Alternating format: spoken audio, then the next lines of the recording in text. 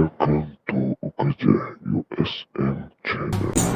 Assalamualaikum warahmatullahi wabarakatuh. Hi everyone, welcome back. We are going to continue the lesson today with another title. This time around we are going to learn about catheter-related bloodstream infection. Let us see the content of this short lecture. I only listed three important topics.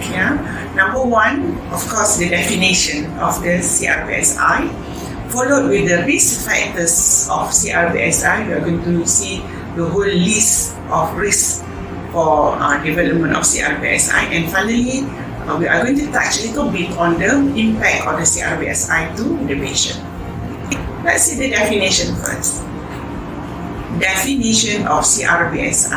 It is described as a primary bloodstream infection in a patient that have central venous line or central venous catheter in place for more than 48 hours before the development of CSI. So, and it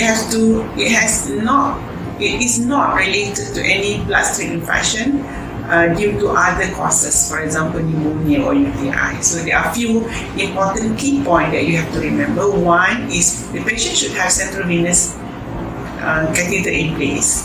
Second, it should be there for more than 48 hours before the infection develops. And thirdly, the patient should not have any kind of infection elsewhere. So another important thing that should be there also is that the peripheral and central venous blood culture should be the same organism, should be the same microorganism, and this microorganism should share the same antimicrobial susceptibility pattern.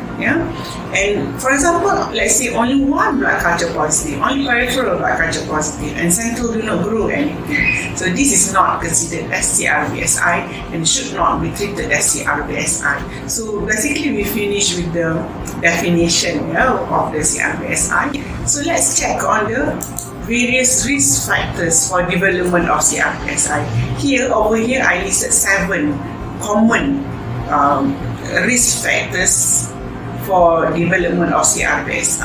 Number 1 is the insertion circumstances.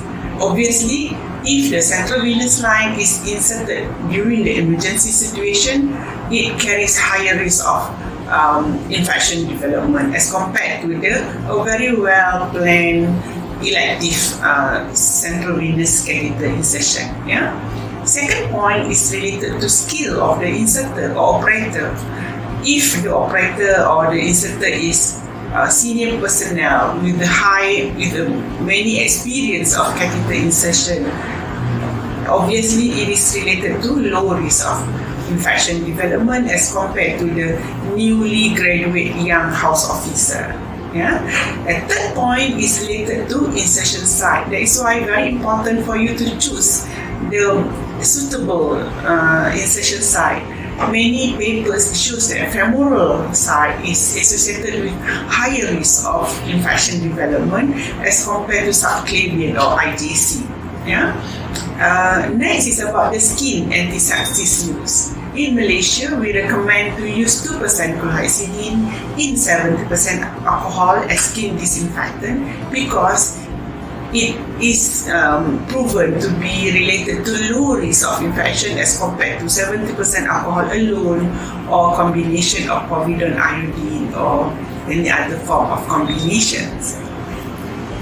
Another point is related to the catheter lumen, the number of catheter lumen. The higher number of catheter lumen, the higher risk of infection will be. So when you decide to put the patient a central venous catheter, you have to estimate what procedure you want to use, and you have to basically decide how many lumens you need, because the higher number of lumen will be associated with higher chance of infection development. Second last point is related to durations of the catheter use. The longer duration of central venous catheter in place, the higher chance of the infection development. And finally, it is related to the barrier precautions of the operator during the insertion of the catheter. Maximal barrier is associated with less chance of infection development. Yeah, so the maximal barrier here refer to the use of the sterile gown with the glove, mask, and also the cap by the operator. So basically, you have finished the information on the risk factor for CRBSI development, and we go to the last slide, which is related to the impact of the CRBSI to the patient. So CRBSI is a form of bloodstream infection, and it is actually contribute a lot to the healthcare associated infection. Yeah, and it is associated with high morbidity and mortality. In one paper published way back by JAMA, yeah, they mentioned that CRBSI attributes to about 35% of mortality, and also it leads to increase of hospitalization, can be up to 24 days, yeah, when the patient has bloodstream infection or CRBSI. And obviously, if you have the infection, your quality of life is reduced. Yeah, you cannot do much because of the infection. And finally, with all the factors that related to the increased hospitalization and increase the hospital care, the increase in hospital bill is the thing that is unavoidable. So you end up with having a lot of hospital bills to settle because of the infection that you get in the hospital. So I hope these few slides helps you a lot in the management of the patient. We will see you again in the next lecture with another exciting topic. With that, I thank you. See you in the next class. Thank you. Bye-bye.